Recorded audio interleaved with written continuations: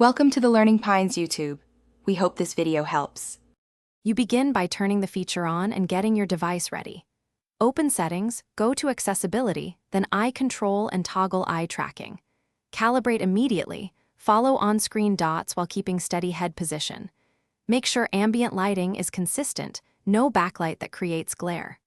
Once done, adjust sensitivity sliders to a medium starting point so the system learns your natural gaze. This initial step ensures accurate baseline detection and prevents drift during the rest of the setup.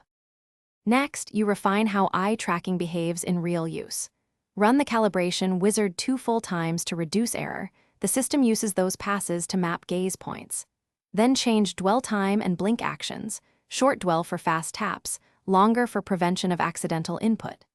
Increase cursor speed gradually so you can reach edges without overshoot. Once tuned, make app-specific profiles for messaging and browsing because different apps need different sensitivities. Test each profile for 30 seconds to confirm responsiveness.